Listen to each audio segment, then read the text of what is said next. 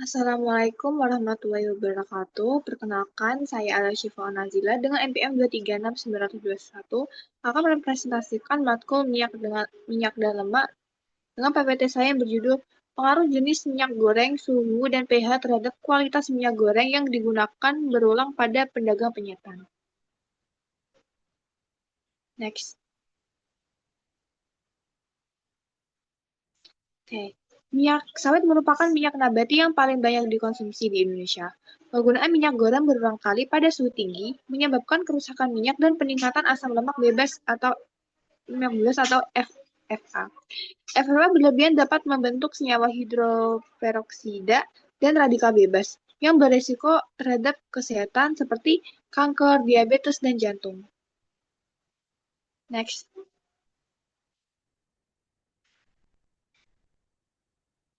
Untuk tujuan penelitian ini, yang pertama yaitu mengetahui kadar FFA pada minyak goreng yang digunakan berulang kali. Kedua, menilai pengaruh suhu, pH, dan frekuensi menggoreng terhadap kadar FFA. Yang ketiga, menentukan apakah kadar FFA yang ditemukan masih memenuhi standar mutu SNI, yaitu lebih dari 0,3%. Next.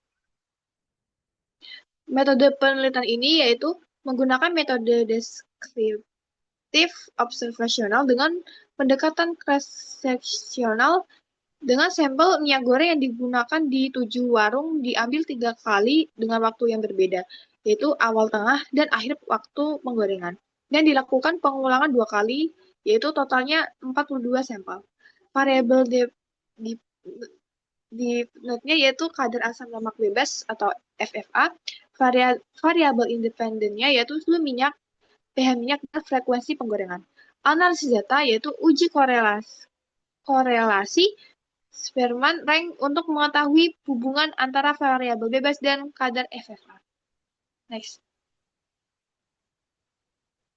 Untuk pembahasannya, untuk tabel hasil tabulasi silang asam lemak bebas dan pH minyak yaitu diketahui persentase terbesar asam lemak bebas yang tidak memenuhi persyaratan SNI memiliki pH asam sebanyak 7 sampel atau 100%, dan kadar asam lemak bebas yang memenuhi dan memiliki pH asam sebanyak 20% sampel atau 57,1%.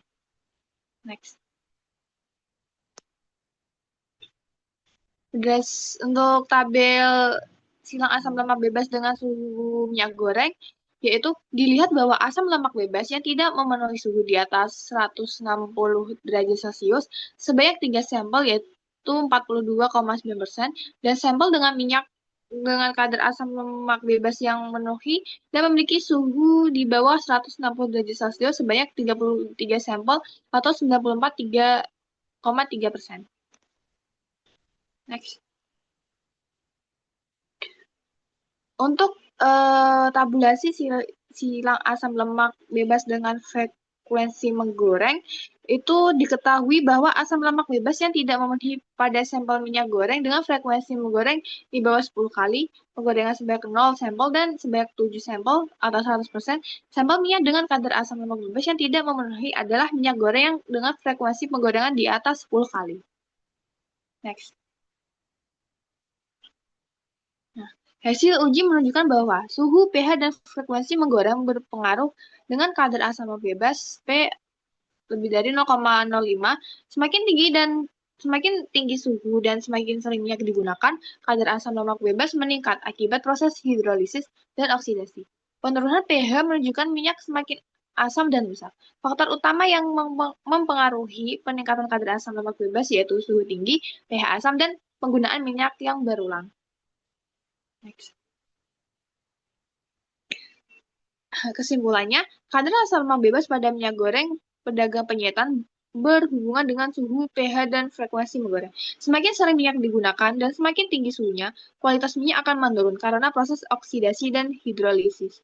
Minyak yang rusak bisa berdampak buruk bagi kesehatan, jadi sebaiknya tidak digunakan berulang lebih dari 10 kali dan tidak dipanaskan melebihi 160 derajat Celcius agar tetap aman dikonsumsi. Next. Berikut daftar pustakanya. Next. Terima kasih. Sekian presentasi saya. Mohon maaf apabila ada kesalahan. Wassalamualaikum warahmatullahi wabarakatuh.